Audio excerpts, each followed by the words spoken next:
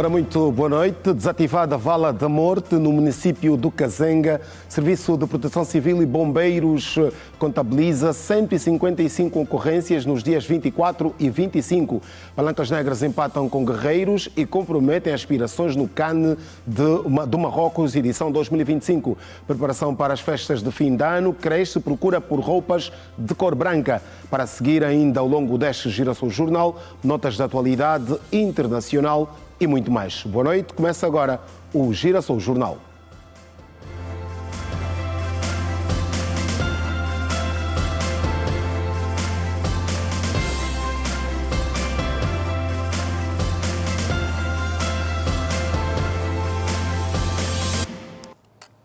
Uma vez mais, muito boa noite. Seguimos com o desenvolvimento das notícias. A antiga Vala da Morte, no bairro Curtume, município do Kazenga, já se encontra desativada e trouxe melhorias significativas para a comunidade que muito chorou por vidas que se perderam naquela vala. Hoje, a realidade é completamente oposta, o que deixa satisfeitos os moradores. Depois da desativação da conhecida Vala da Morte que liga os bairros Damabor e Curtume, no município do Kazenga, os moradores daquela circunscrição vivem agora momentos de puro alívio. Durante longos anos, a então Vala da Morte ceifou muitas vidas humanas, principalmente de crianças e adolescentes, por afogamento em época chuvosa, como conta Dona Delfina. Esta vala já trouxe muita dor e luto, muita tristeza, doenças e muita coisa horrível aconteceu aqui no nosso bairro através da vala que nós tínhamos. Felizmente hoje respiramos alívio, ainda não temos uma estrada propriamente dita, mas o que se fez já está a dar-nos muita alegria. Este é um dos natais que eu digo que estamos a celebrar com muita alegria, muita paz, porque estamos livres da lixeira e da morte que nós tivemos no passado. O drama das famílias pela existência da vala por muito tempo criou nos moradores o sentimento de vergonha para receber uma visita em casa. Na verdade era difícil recebermos visitas nas nossas casas, era mesmo difícil, porque a vala dificultava-nos e de que maneira. As nossas casas praticamente não tinham um ambiente saudável, cheirava mal, porque nós aqui suportamos todo tipo de cheiros, um cheiro nauseabundo que não se recomenda a ninguém. É um passado que ficou na recordação, mas que fica mesmo para sempre, porque agora já temos motivos para sorrir e dizer que estamos livres daquela desgraça. O que mais transtornávamos aqui no bairro era a passagem, porque aquelas águas, para além de provocar doenças, provocavam mais morte do que outra coisa. E hoje estamos aqui a ver uma nova realidade. Não é aquela que queríamos, mas uma que já dá para aguentar. Ultimamente tem-se havido festas, partidas de futebol, garrafinha, porque era uma coisa que não se via muito e agora já se pode realizar à vontade. Então, é uma alegria para todos nós aqui no bairro. A zona que liga também a 7ª Avenida está, por esta altura, a beneficiar de obras de requalificação. No entanto, esta moradora mostra-se preocupada com a preservação do bem público. Segundo ela, a rede de coletores para a drenagem das águas pluviais e residuais já se encontram entupidas por conta da utilização indevida da população. São mesmo adultos que fazem isso, não sabendo que está nos prejudicando a nós próprios, porque o governo já fez, depois vamos dizer mais culpa que é o governo que está a meter lixo, é mesmo nós próprios que não sabemos o que queremos. Essa é a melhor preocupação. Só esses esgotos fecharam, porque está cheio. Aquele esgoto que você destapa, vai ver, está quase cheio. Um vizinho que deve ter tendência de pegar esse bloco, essa pedra, meter ali no esgoto. Por quê? Porque o esgoto está cheio, para as pessoas pararem de deitarem água e meterem lixo no esgoto. Ou não sei se digo que é preguiça ou mesmo é falta de não saber o que queremos. E o bem é para nós próprios, mas não sabemos o que queremos.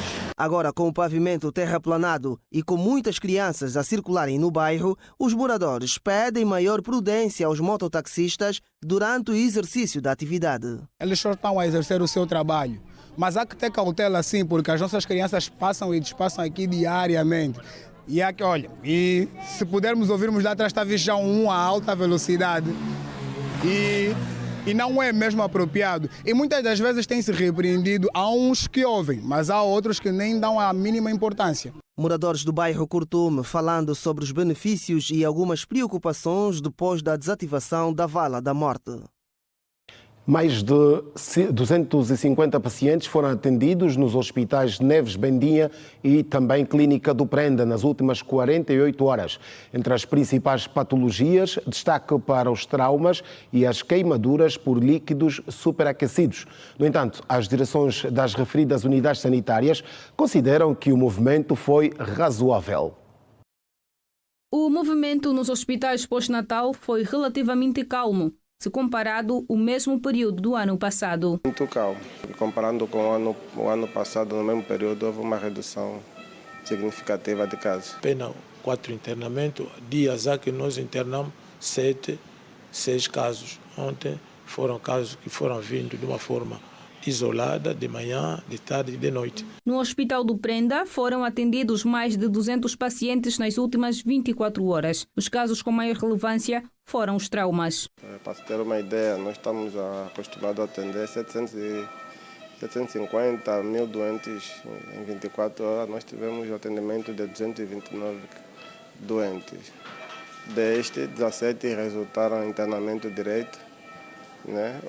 Os casos que mais ocorreram ao hospital do Prenda são os traumas, agressão física, acidente de aviação, ferimentos por arma branca. E as patologias fora do trauma que mais acudiram ao hospital, devido ao momento natalício, são mais os doentes diabéticos, descompensados e a intoxicação por álcool. Também tivemos alguns casos com crise hipertensiva. São os casos que mais nós atendemos durante as 24 horas. O doente atendido é do sexo masculino, porque tivemos muitos casos de ferimento e geralmente os homens que estão maioritariamente envolvidos em situações de agressão, ferimento. Os hospitais têm recebido diariamente mais de 4 doentes com tuberculose e no Hospital do Prenda não foi diferente. Recebemos 4 doentes com tuberculose e também já foram transferidos para o Hospital do CTP. Em média, nós recebemos de 4 a 5 doentes de tuberculose todos os dias. Já no Neves Bendinha, 26 pacientes foram atendidos. As crianças continuam a ser vítimas, com realce para os líquidos superaquecidos. A nossa unidade de queimado, que atende também pacientes de cirurgia e trauma, atenderam 26 pacientes, dos quais 14 queimados e 12 de trauma.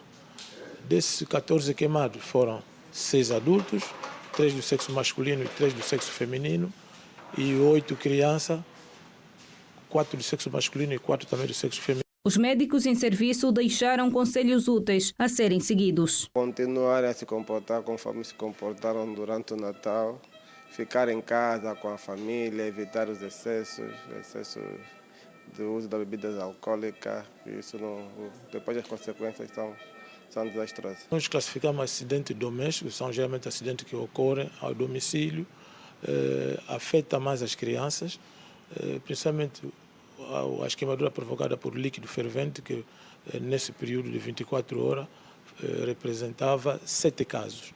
E comida, 2 casos, e óleo quente, também 2 casos.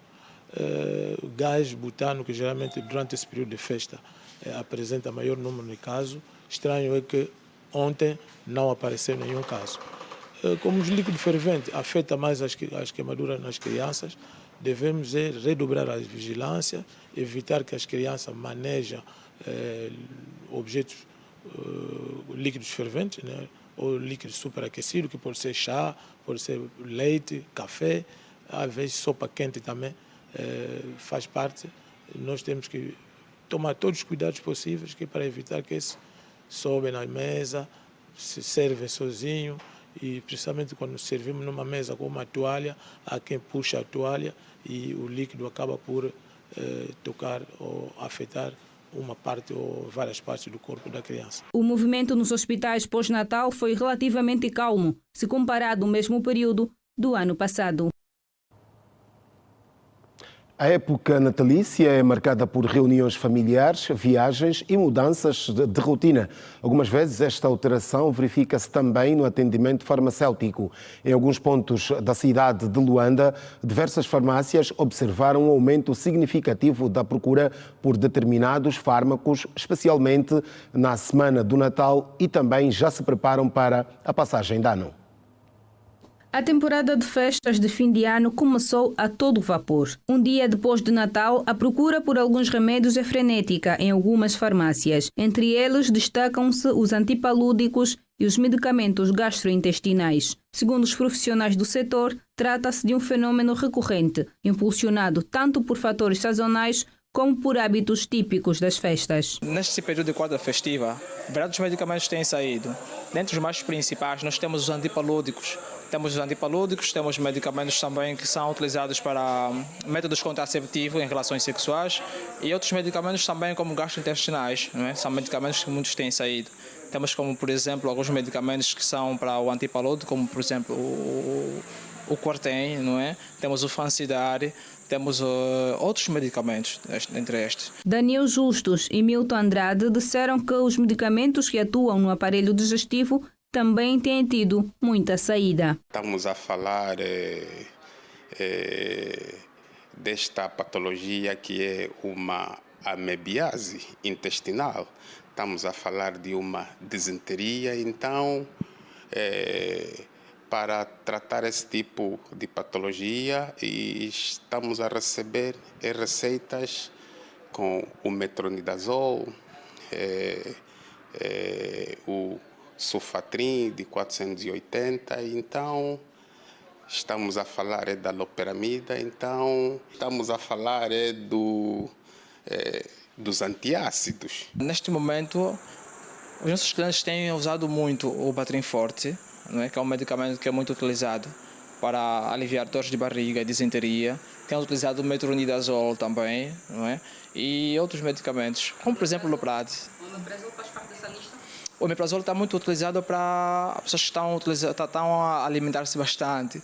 Nestes estão a desenvolver a dor de estômago. Por esse motivo estão a usar o omeprazol, estão a usar o Gaviscon, estão a usar outros medicamentos para problemas do estômago.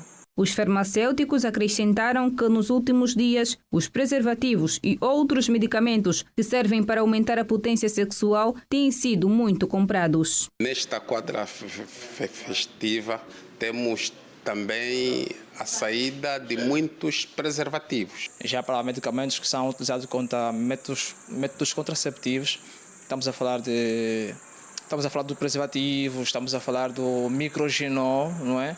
E são estes medicamentos que atualmente têm saído muito. O Kifarol, este muito conhecido, o Kifarol tem saído muito. Olha, só a estas horas aqui já possivelmente umas 50 lâminas já saíram. Então é um medicamento que tem saído muito nessas quadras festivas. E vamos agora até a província do Bié, onde o Serviço de Investigação Criminal naquela localidade registrou nesta quinta-feira um crime de duplo homicídio praticado por um cidadão de 39 anos de idade.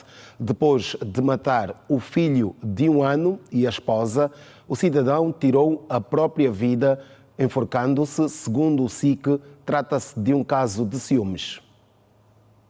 Um crime que chocou a província do Bié pela brutalidade dos factos. Um jovem de 35 anos tirou a vida não somente da esposa, mas também do filho de 1 ano. De acordo com o porta-voz do SIC no Bié, Carlos Oliveira, o crime ocorreu após o acusado não encontrar a esposa em casa e presumir que esta estivesse com um amante. Os factos ocorreram quando o acusado, por sinal também vítima, esposo da malograda, chegou em sua casa à noite vindo da sede municipal que dista a 37 quilômetros da aldeia de Tumba, onde tem feito os seus negócios.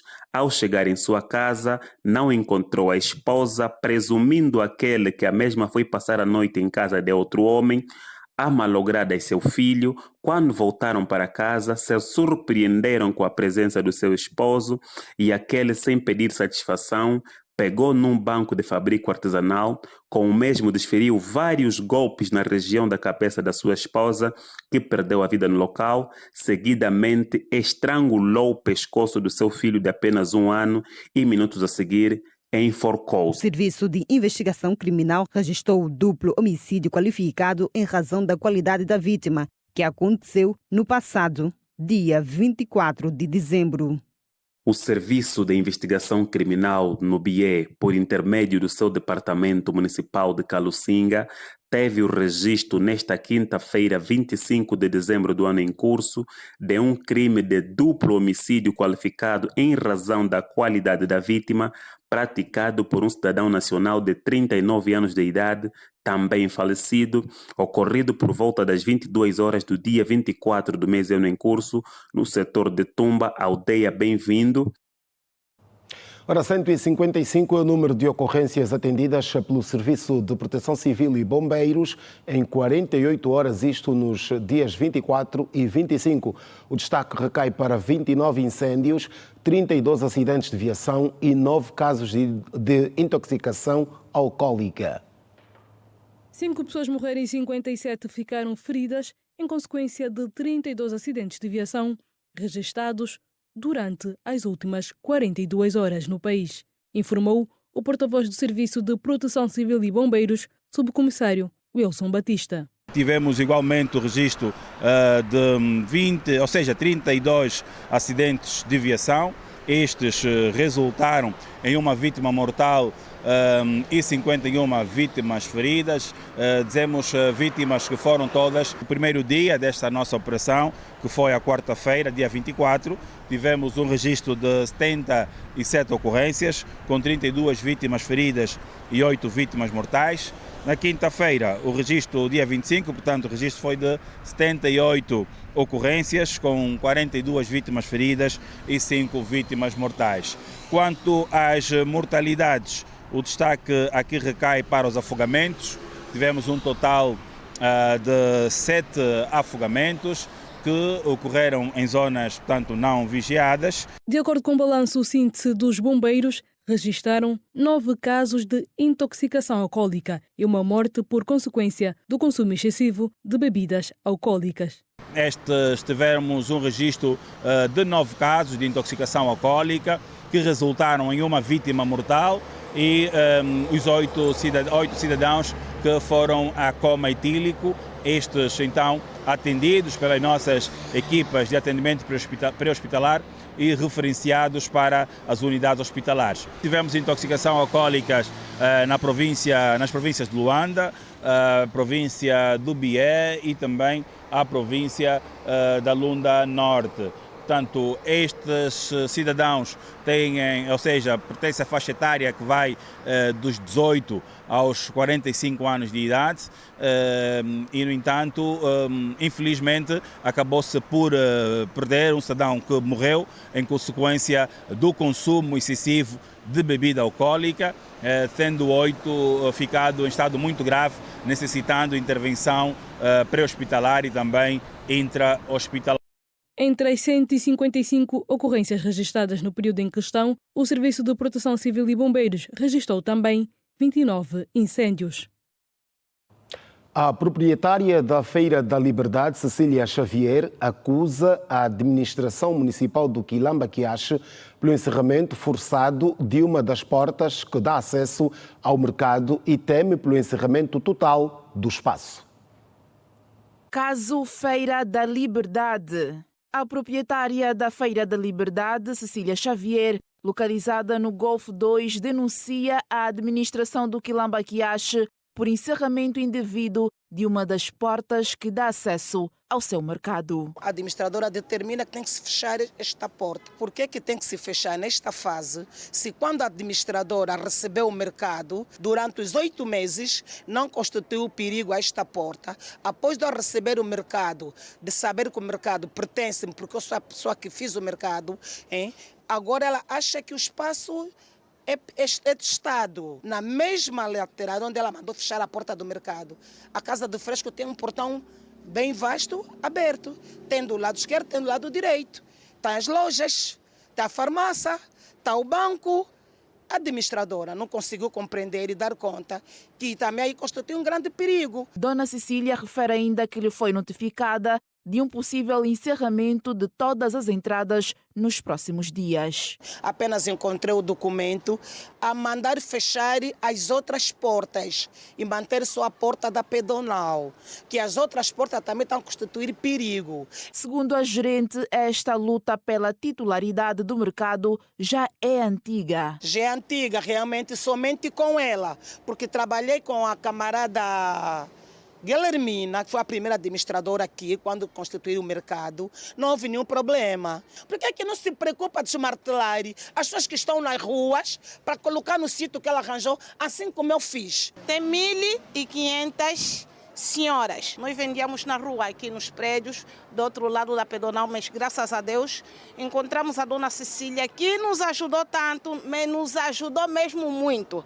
Aqui é um lugar que trabalhamos dignamente, temos uma remuneração aceitável, então nós estamos meio indignados. Nós pagamos a renda, pagamos a escola dos nossos filhos. Nós só queremos mesmo que esse portão tem que se abrir, porque não temos onde recorrer mesmo. Desde que estrearam a porta, nós não estamos a vender.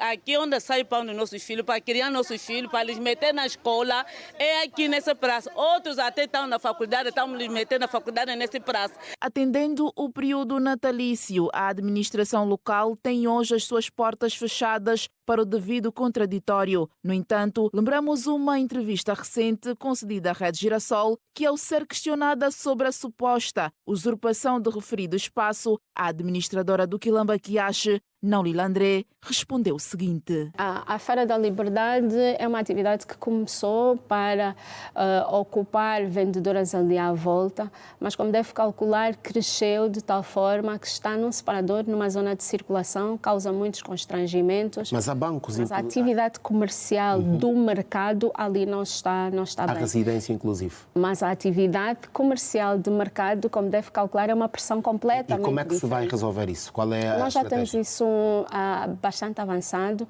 Temos um espaço que está em obra, para onde parte dessas vendedoras já vai ser transferida nos próximos tempos. Toda aquela estrutura, portanto, estamos a falar da residência, estamos a falar das lojas que ali estão, do banco que ali está. Não é matéria que estejamos a tratar neste momento. Por ocasião, Naulila André reiterou que o espaço nunca foi privado. Aquele espaço nunca foi privado. Para ser privado, novamente, teríamos que falar de uma legalização do espaço. E isso não acontece. Este é um assunto que nós vamos continuar a acompanhar milimetricamente. Ora, o município do Hoje a Renda, um dos que foram recentemente elevados a esta categoria, quando da institucionalização da nova divisão político-administrativa, continua a apresentar um cenário desolador, com a ausência de uma rede de saneamento básico funcional. O bairro São Pedro da Barra é um desses exemplos, onde a quantidade elevada de lixo circunda as residências dos moradores daquele bairro, que não dispõem também de vias de acesso para acudir aos casos emergenciais. Trata-se de um bairro em que a quantidade de lixo tende a invadir as casas dos moradores. Falamos do bairro São Pedro da Barra, no município do Hoje a Renda, um dos que foi elevado a esta categoria a quando da institucionalização da nova divisão político-administrativa. A saúde dos que lá vivem passou a estar ameaçada, provocando inclusive alguns cidadãos a abandonarem as casas. Com a administração nova que veio, já houve uma carta que foi lá concernente ao lixo, não houve sucesso. E já mandamos as imagens para a administração antiga, também não houve sucesso. Eu, pessoalmente, com a minha vizinha aqui ao lado da porta que estão a ver aqui, escrevemos uma carta dirigida para a administração municipal de Hoje ainda, não houve sucesso. Então nós estamos aqui abalados. A comissão do bairro já tem por conhecimento, já vieram aqui, já viram, já chamamos a senhora que é dona da casa, a casa foi abandonada, até hoje a família diz que está se vender a casa, até hoje não nos dizem nada. Então nós neste momento assinamos o grito de socorro para ver que a administração nova de Hoje ainda venha ver a situação, porque nós vivemos com as crianças brincam nesse lixo. E não temos como nos agir. A população que vem onde está lixo para nós e dizer que não deita mais lixo ali, mas sempre estão a deitar lixo aqui. E nós queremos só pelo menos pegar um contentor, meter na rua principal e conseguimos depositar todo o lixo. Aquela rua que que mais é famoso, que chama na Rua do Iraque. Nós queremos que aquele iam meter um contentor, todo mundo que dá acesso para nós aqui, vão meter lixo aqui, vão meter lixo ali. E nós estamos nos complicar. Estás a ver a fala do Juquitá? E é por isso, quando bate uma chuva aqui, o lixo fica acumulado um pouco lá embaixo. Dona Isabel Passos é uma das que vê a passos largos o lixo a bater à porta de sua casa, o que para si a situação já é um atentado à saúde pública. Conseguem ver aí, há insectos, há ratos, enfim, inclusive os vizinhos, quando há chuva, há fossas entupidas, vêm para aqui desentupir e esse lixo acaba furando a parede, vai até a minha casa. Eu já vi uma situação muito, muito triste e eu já não sei o que fazer. Preciso mesmo de uma intervenção que seja rápida, porque é atentado à saúde e já não consigo mais suportar esta situação. Outra preocupação prende-se com a falta de vias de acesso que, de acordo com o presidente do Conselho de Moradores, a alternativa que dispunham ficou condicionada depois da aplicação de algumas regras impostas pela empresa responsável pela construção de novas vias para o bairro. Desde que começou a obra aqui dessa estrada, fecharam a via da Tecnocarro, portanto, nós aqui está difícil os acessos. Portanto, abriram uma alternativa aqui na Cometa, na qual em que nós, os munícipes, não temos acesso. Portanto, os que têm acesso são os funcionários daqui da Sonangol, que trabalham aqui no enchimento de gás e aí na base da logística da Sonangol. Os munícipes aqui não temos acesso. Portanto, já fizemos o levantamento de uma lista, mais de 100 munícipes que têm viaturas, outros têm motorizadas. Até agora, estes não estão licenciados para poderem circular aqui nesta via. Portanto, isto depende muito da administração e a empresa que está a executar as obras aqui. Isso é que estamos à espera. Segundo o encontro ou a comunicação que eu estive que eu mantenho com a diretora municipal de Tráfego e Mobilidade e o administrador para a área técnica. Alimentação escolar e melhoria na distribuição da água potável constituem algumas das novidades apresentadas pelo administrador municipal de Benguela para o próximo ano de 2026. Armando Vieira apresentou tais desafios nos cumprimentos de fim de ano realizado, no caso, esta cerimónia foi realizada nesta semana no Salão Nobre da Administração Municipal de Benguela. De acordo com o administrador municipal de Benguela, a distribuição de alimentos nas escolas passou de merenda escolar para alimentação escolar, que irá beneficiar mais de 30 escolas do município de Benguela. Do incremento registrado, gostaríamos de dar destaque a 2.788 milhões de kwanzas que serão disponibilizados para o programa de alimentação escolar a ser implementado em todas as escolas do ensino pré-escolar e ensino primário público em 2026. No caso concreto do município de Benguela, a ideia é beneficiar as 36 escolas existentes desse nível e beneficiar cerca de 83.400 alunos. Dos mais de 2 mil milhões de kwanzas destinados ao programa, 30% do respectivo valor estará voltado para a produção agrícola de âmbito familiar, em benefício do programa. 30% dos valores a serem disponibilizados para a alimentação escolar deverá privilegiar a compra de produtos locais, a serem fornecidos diretamente pelas famílias de agricultores e cooperativas de agricultores familiares.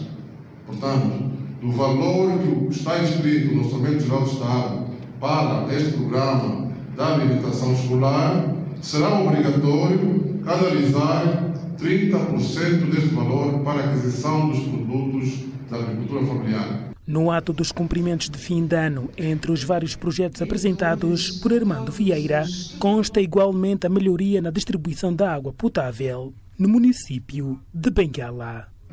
No âmbito dos projetos de subordinação central, gostaria de dar realce à continuação do projeto de melhoria do sistema de água do Lombo. Está em curso e vai aumentar a capacidade de recebimento de água ao município de Benguela. Nessa altura, a água poderá chegar a muitas residências dos nossos bairros e do nosso município. Mesmo agora, terminamos a reunião, o Sr. Governador deu-nos a informação de que este projeto está muito avançado. Estava previsto terminar em 2028, mas a empresa deu garantias de que o projeto vai terminar antes do tempo. Resumo do discurso de fim de ano do administrador municipal de Benguela e apresentação dos projetos traçados para o ano 2026. Presentes, bebidas e ceias entre as despesas comuns que pesam no orçamento do cidadão durante a quadra festiva. Com o mês de janeiro à porta, chega o aperto financeiro e, por isso mesmo, os especialistas em economia aconselham a racionalização dos gastos, tendo sempre em atenção o orçamento de cada indivíduo. E sublinham também a planificação como sinónimo de literacia financeira. Estamos a poucos dias para o ano de 2026. Segundo o calendário universal, começa com o mês de janeiro, antecedido do mês de dezembro, muito festivo, marcado pela tradicional festa de Natal e a transição de um ano para o outro. Festas que pesam no bolso do cidadão. Entre as despesas comuns que desequilibram a balança financeira estão os presentes e o cozido para a ceia de Natal com o tradicional bacalhau. Os gastos foram pouco, porque já não tenho muita família em casa. Praticamente eu gastei 60 mil kwanza. 60 mil kwanza porque já estava tudo programado. Que eu tinha que ir ao mercado, tinha que ir por 30 e fazer algumas compras. Comprei lá carne de porco, de cabrito. E compramos os bolos, fizemos o orçamento dos bolos, para fazer os bolos. Yeah. E nesses valores mesmo dos 60 mil kwanza, deu para comprar as carnes, comprar o coisa para a menina fazer o bolo e deu tudo. Gostamos mais com comidas como doces, salgados, fazer confeições como, por exemplo, o bacalhau, que é o prato que nunca pode faltar à ceia de Natal. E sabemos nós que o preço do bacalhau também não está lá tão barato. Então, os gastos que eu tenho notado que precisam ser feitos são baseados nisso. Fazer as compras para a cesta básica, né, para poder nos sustentar ao longo desse período. E os miminhos, que nunca podem faltar nesta época de Natal. Porém, para uns, o mês de janeiro é tido como um dos mais difíceis financeiramente. Entretanto, para outros, oportuno para mudanças de hábitos no que diz respeito à gestão monetária. Janeiro é um bom mês. É só nós calcularmos a gestão das coisas, vemos como é que os preços estão, porque nós em dezembro não gastamos muita coisa. Então ainda temos valores para janeiro. Não temos muito que dizer que o janeiro será um mês difícil, não. Será um mês muito bom e é bem abençoado. Em entrevista via Zoom, o economista Daniel Tendo avançou que na época da quadra festiva o cidadão tende a quebrar os 3 destinos tradicionais do rendimento: gastar, poupar e pagar dívidas. Estamos em período de quadra festiva.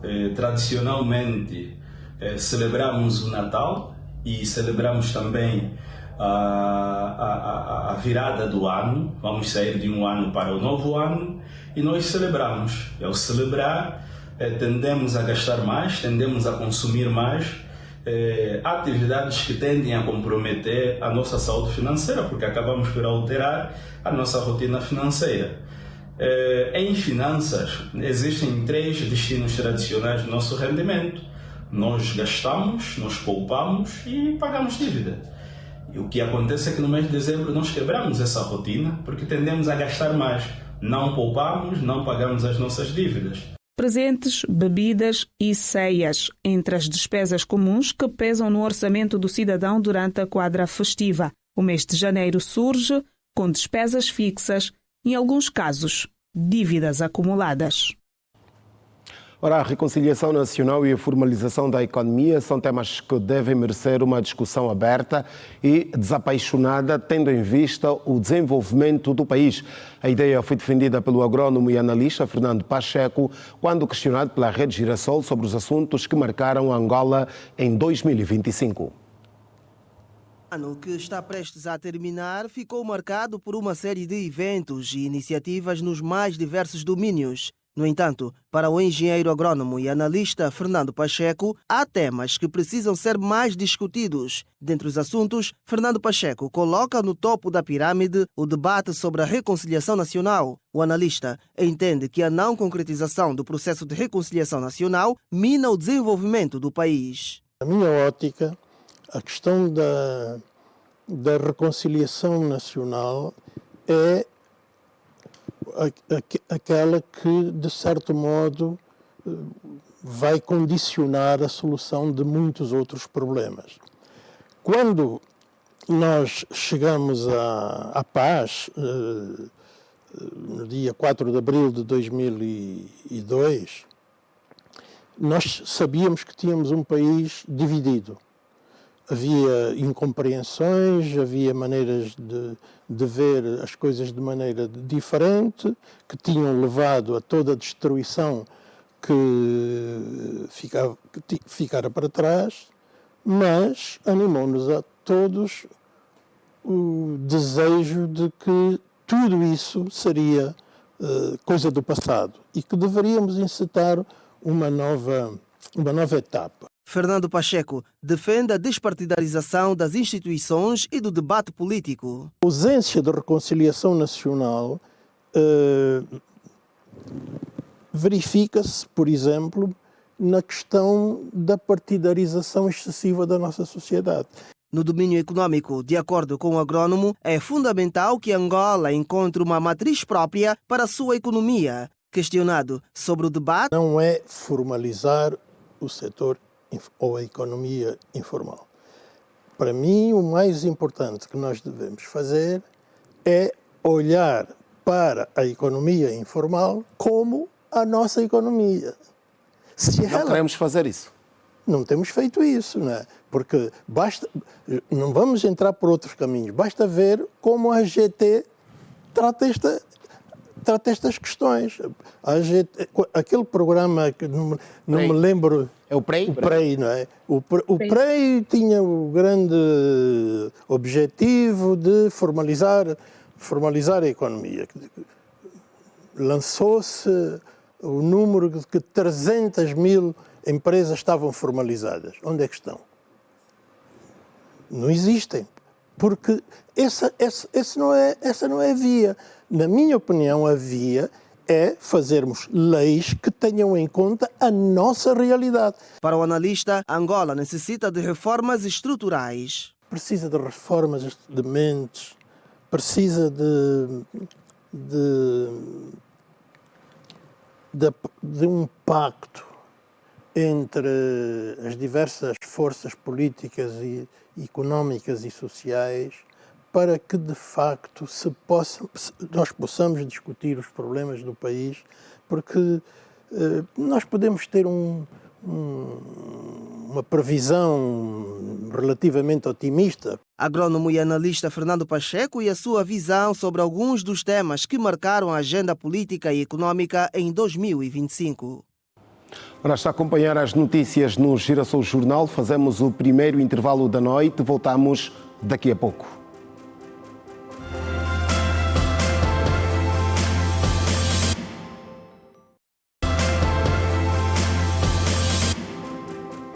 Uma nota da Agência Nacional de Petróleo, Gás e Biocombustíveis dá conta que, com a Cabinda Gulf Oil Company Limited, subsidiária da Chevron em Angola e operador do Bloco 0 e parceiros do Grupo Empreiteiro, do qual fazem parte a Sonangol EP, a Total Energy e a Azul Energy, deram início no dia 24 deste mês à produção de petróleo do projeto Ndola Sul, com 12 poços.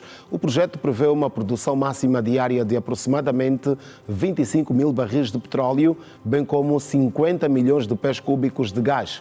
O registro do primeiro óleo que agora se anuncia simboliza o arranque da produção de petróleo destinada ao terminal de Malongo, em Cabinda, enquanto o gás associado será encaminhado para a fábrica Angola LNG, contribuindo para o fortalecimento da infraestrutura energética nacional. Uma parte considerável da estrutura metálica do projeto Ndola Sul foi fabricada nas províncias do Kwanza Sul e Cabinda. Trata-se de uma plataforma composta por uma jaqueta com um peso aproximado de 1.100 toneladas, cerca de 73 metros de altura, construída no Porto Ambuim, província do Kwanza Sul, ao passo que as superfícies superiores, com cerca de 600 toneladas, foram fabricadas em Malembo e montadas em Malongo, província de Cabinda. O projeto, com as notas de atualidade desportiva, a seleção nacional empatou a 1-1 com o Zimbábue em jogo do grupo B do CAN e complicou as contas para a passagem aos oitavos de final da competição. Ora, o Egito é a primeira seleção a garantir presença nos oitavos de final do CAN. Os faraós derrotaram a África do Sul por 1-1 sem resposta em partida do Grupo B. Ainda da atualidade desportiva, a direção do Sporting Clube de Luanda fez um balanço positivo da participação da equipa feminina na Liga Africana de Basquetebol, em que o conjunto leonino conseguiu o 5º lugar.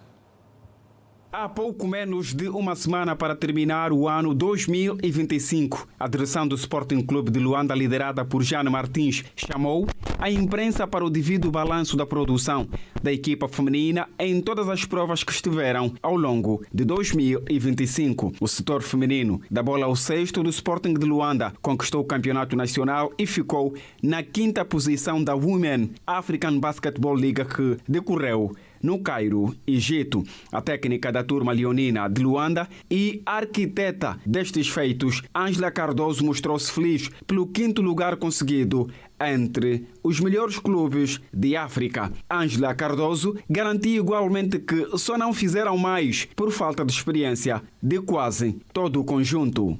Pelo que nós apresentamos, eu acredito que a nossa equipa estava em condições de estar mais à frente. Pela forma como nós batalhamos, pela forma que nós conquistamos com cada ponto, a forma como nós nos debatemos com os adversários, mesmo apesar dos seus currículos estarem muito acima da nossa equipa.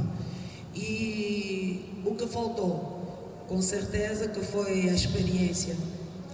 A estrada que elas têm, o receio de errar, a falta de confiança em algumas situações, permitiu com que elas se retraíssem e não levassem avante a vitória para o Sporting.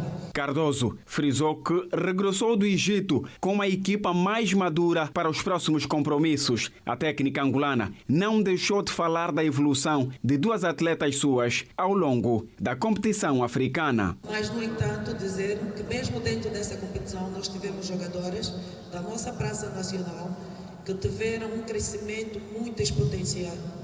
Então, dizer diretamente da nossa Nelma Cunha, que é uma jogadora que a nível de seleção quase não é utilizada, mas, no entanto, foi a nossa jogadora de maior referência no palco internacional pelo Sporting Clube de Luanda. Teve entre as 10 melhores ressaltadoras, teve entre as 10 melhores marcadoras dessa competição. Temos também a Magda Mussol, que foi uma das nossas bases mais destacadas, a par da Antônia Guim, que também esteve na lista das ressaltadoras. Então, dizer-se só pelas conquistas individuais do que nós apresentamos a nível coletivo, nós estamos muito satisfeitos com o que nós conquistamos. Jeane Martins, presidente do Sporting Clube de Luanda, com uma história de 105 anos de existência, sublinhou que se a equipa masculina conseguir a qualificação, a maior prova continental de clubes, todo o esforço será dado para uma participação condigna. Nós vamos assumir todos os desafios que surgirem. Se nós fizermos um bom trabalho e, se Deus quiser, formos bem-sucedidos nele, e semelhante ao que aconteceu com a equipa sénior feminina, se nós tivermos que ganhar o campeonato nacional e assumir o desafio de ir para a bola, nós vamos assumir esse desafio de peito aberto. É isto que nós estamos também a incutir aos nossos atletas, porque todos eles também sonham com atingir este objetivo, né? Mas é prematuro. Nós aqui no Sporting fazemos uma coisa, nós não falamos especificamente das vitórias e de campeonatos. Nós falamos de bom trabalho. Isto é sempre consequência de bom trabalho. Sporting Clube de Luanda termina 2025 com saldo positivo da equipa sénior feminina de basquetebol, campeã nacional e quinta colocada da maior prova de clubes do continente berço. Olhamos para a atualidade internacional. O Tribunal de Moscovo, Rússia, condenou hoje Arseny Konovalov, antigo funcionário do Ministério dos Negócios Estrangeiros russo, a 12 anos de prisão por alta traição por colaboração com os serviços de informações dos Estados Unidos da América. Em comunicado, o Serviço Federal de Segurança, citado pelas agências de notícias russas, indicou que Konovalov, nascido em 1987, vai cumprir a pena numa prisão de segurança máxima, tendo sido ainda condenado ao pagamento de uma multa de 100 mil rublos, cerca de 1.000 euros. O FSB esclareceu também que o antigo diplomata forneceu informações confidenciais aos serviços de informações norte-americanos durante uma longa deslocação oficial aos Estados Unidos da América, recebendo em troca compensação monetária. De acordo com as autoridades russas, Konovalov foi detido em março de 2014 no âmbito de uma investigação por espionagem, cujos detalhes permanecem classificados. Ora, o primeiro-ministro israelita Benjamin Netanyahu anunciou hoje o reconhecimento oficial do Estado independente e soberano da Somalilândia, sendo o primeiro país a reconhecer a autoproclamada independência deste Estado separatista da Somália. Netanyahu comunicou esta decisão numa conversa telefónica com o presidente da Somalilândia, Abdi Haramin Mohamed Abdul Hai, também conhecido como Iro, enquanto assinava o documento de reconhecimento formal, tendo manifestado a intenção de alargar imediatamente a cooperação com a República da Somalilândia nos campos da agricultura, saúde, tecnologia e também economia. Com um território de 175 mil quilómetros quadrados, situada no extremo noroeste da Somália, a Somalilândia declarou unilateralmente a sua independência em 1991. Desde então, funciona de forma autónoma, com a sua própria moeda, exército e polícia, e distingue-se pela sua relativa estabilidade em comparação com a Somália, minada pela insurreição islâmica e pelos conflitos políticos crônicos.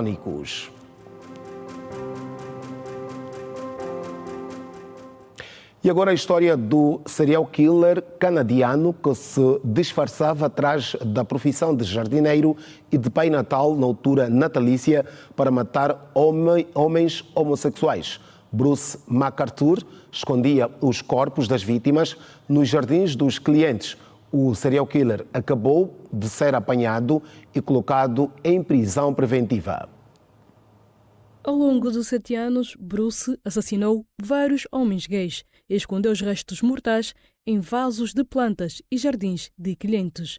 A sua história é tão sórdida que já deu asas a um episódio na série documental sobre assassinos, Catching a Serial Killer, da plataforma de streaming Apple TV. Segundo a imprensa canadiana, Bruce McArthur tinha um padrão. Todos os homens que matou eram homossexuais.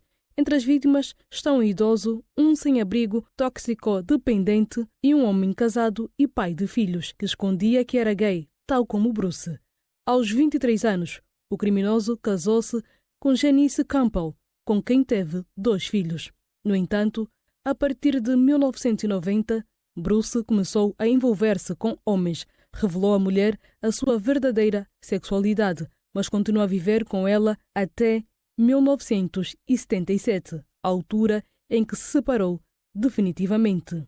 Os desaparecimentos começaram em 2010, quando um recém-chegado do Sri Lanka, de 40 anos, desapareceu após ser visto a sair de um bar com um desconhecido. Naquele mesmo ano, recordam os jornais, um outro homem desapareceu nas mesmas circunstâncias, tendo 2 anos depois, um terceiro homem de 58 anos desaparecido igualmente.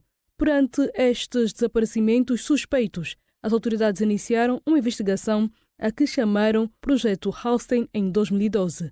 Porém, por não conseguirem estabelecer se esses homens haviam sido vítimas de um crime, A investigação foi encerrada 2 anos depois.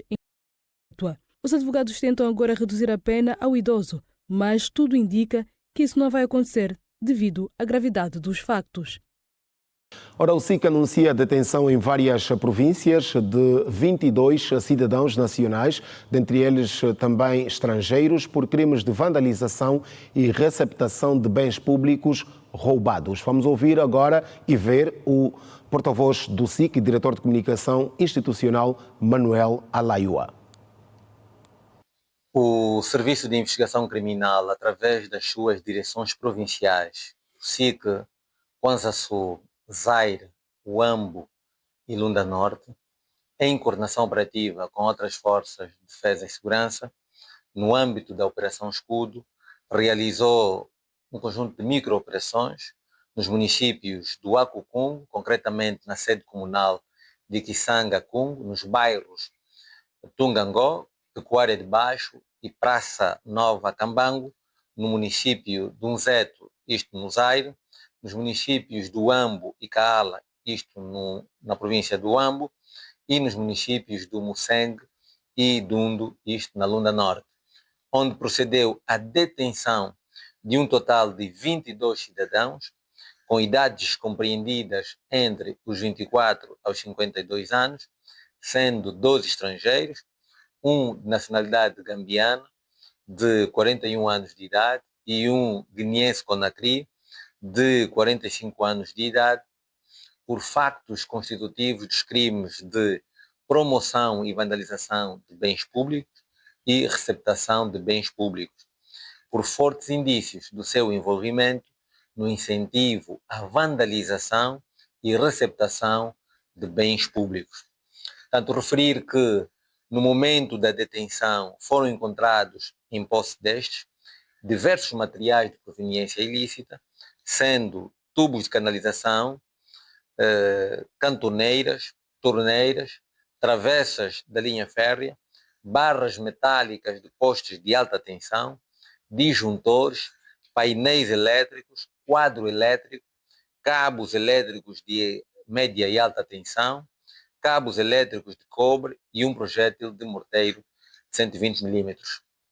A nível do Kwanza Sul, foi desencadeada uma microoperação na decorrência de um apagão, tanto que resultou no corte de fornecimento de energia elétrica das províncias do Kwanza Sul e Benguela, com forte incidência nos municípios do litoral, tanto que culminou com a detenção de 13 cidadãos nacionais, tanto suspeitos, em posse de aproximadamente 1 tonelada de cantoneiras de ferro que sustentam as torres de transporte de energia elétrica, devidamente cortadas em pedaços para a comercialização. Ainda a nível do Kwanza Sul, o SIC apurou que o cidadão gambiano é comerciante, residente em Angola há mais de 10 anos e deslocou-se ao Akukungo há 3 semanas, tanto isto referente à sua detenção, com a finalidade de comprar material ferroso, o que mobilizou os demais indivíduos e estimulou a procura desenfreada destes materiais, tanto inclusive de bens públicos que foram subtraídos de forma ilícita, e aqui é o caso das barras metálicas que suportam os postes de alta tensão. A nível da província do Zaire, foram detidos 3 cidadãos nacionais, tanto na condição de motoristas, isto no município de Unzeto, em posse de 30 toneladas de tubos de crudo. Estamos a falar dos tubos de conduta de petróleo e gás, que tinham como proveniência o município do Soio, cujo destino era Luanda, para a sua comercialização. A nível da província do Huambo, foram detidos 2 cidadãos, sendo um estrangeiro de nacionalidade guineense-conakry, em posse de diversos materiais ferrosos, com destaque aos tubos de chafarizes e também a travessas de linha férrea.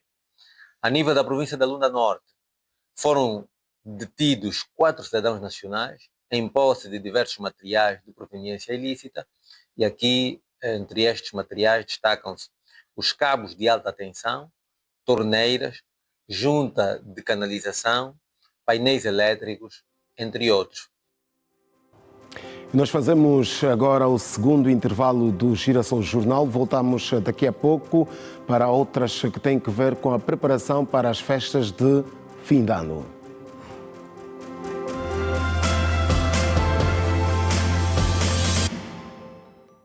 Mais concretamente na Rua da Mavinga, onde Susana está a decorrer o programa Semba de Natal. Muitos jovens e adultos estão por esta altura reunidos para ouvir música boa e também dançar o bom Semba. Boa noite. Ora, boa noite. Trata-se de um evento que visa promover a cultura com destaque aqui para o estilo Semba, e para este primeiro de 3 dias o cartaz é Dom Caetano, uma referência da música angolana que começou a cantar em 1973 no Sambizanga. Em relação a este projeto Semba de Natal, aqui no bairro Popular, na Rua da Mavinga, celebra as raízes do nosso país, assumindo-se como um evento comunitário de referência. É uma iniciativa do Semba Indoors, aqui em parceria com a Brocal e também os jovens da Mavinga. Nós vamos conversar com Tani Narciso, presidente da Brocal. Estamos diante de um projeto que está a promover a cultura, o Semba e não só. Boa noite a todos os telespectadores. Devo resumir que são várias vontades num projeto único com o mesmo objetivo. O objetivo é cultural, é disseminar a cultura nacional, e vem-nos essa ideia de nos juntarmos aqui na Rua da Mavinga, numa altura que estamos a celebrar o Natal, as boas festas, e o Natal é uma festa de família. É uma festa de família que os angolanos festejam com muito agrado, e viemos para a rua por quê? Porque o Carnaval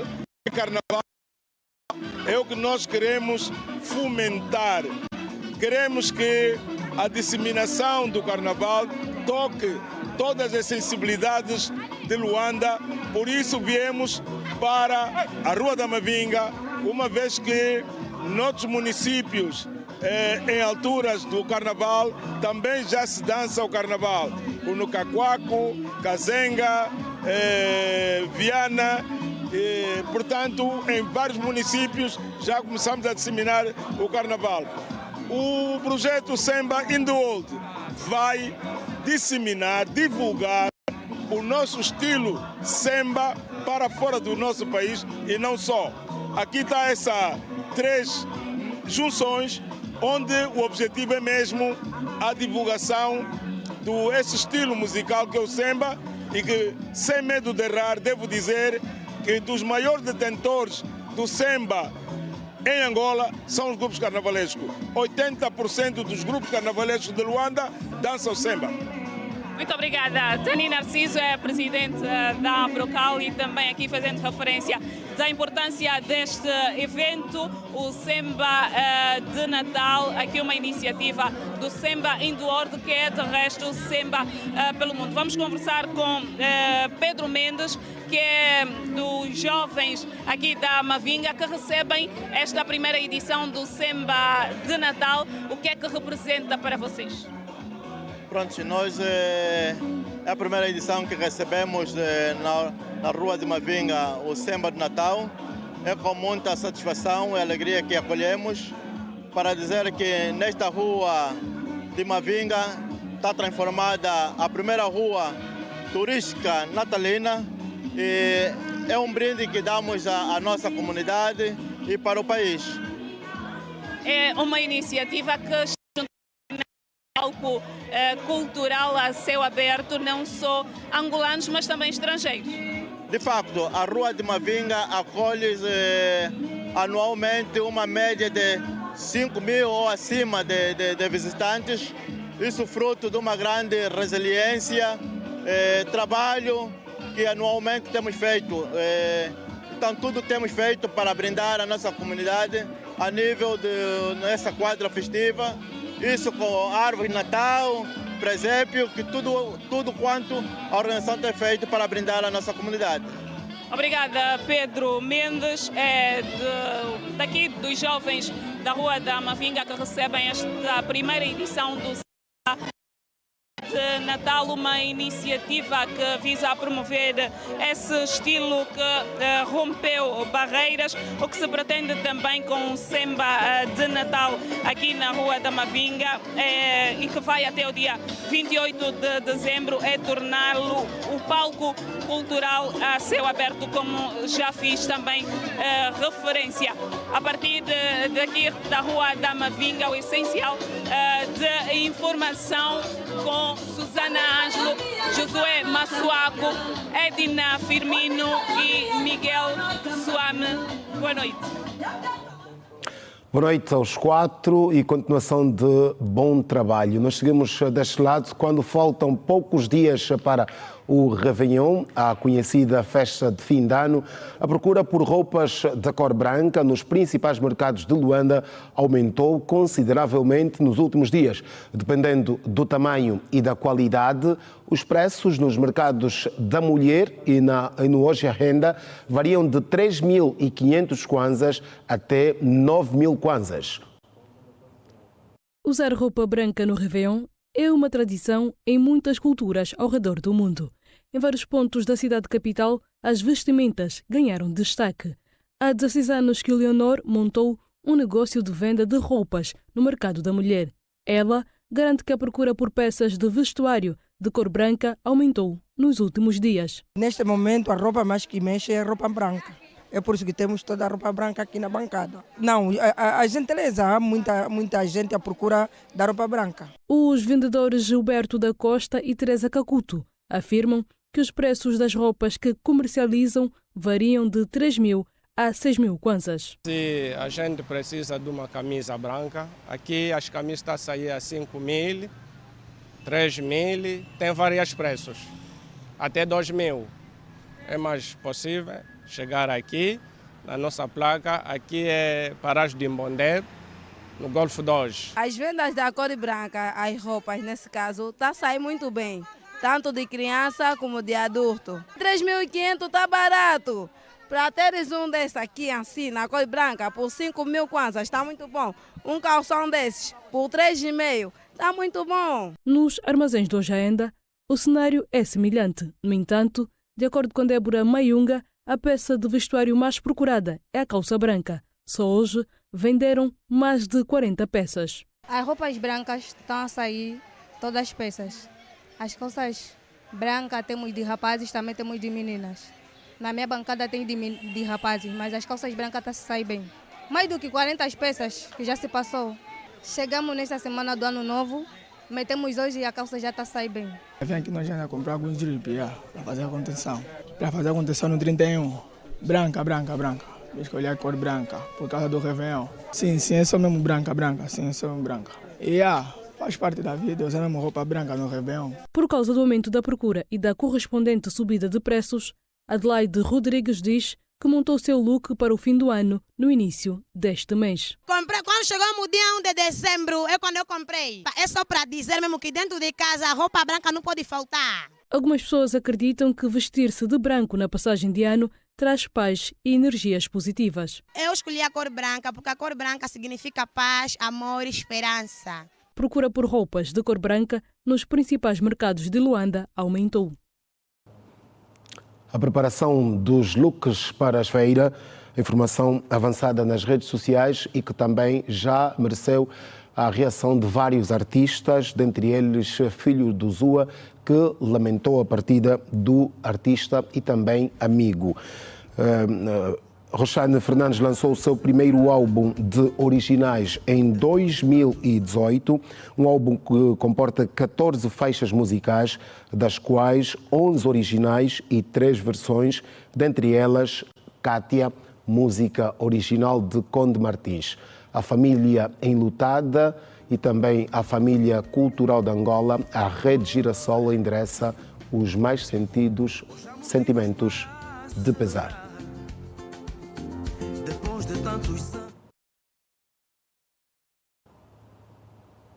Boa noite, até amanhã. Hoje há motivos para celebrar, depois de tantos anos. Amor, hoje há motivos para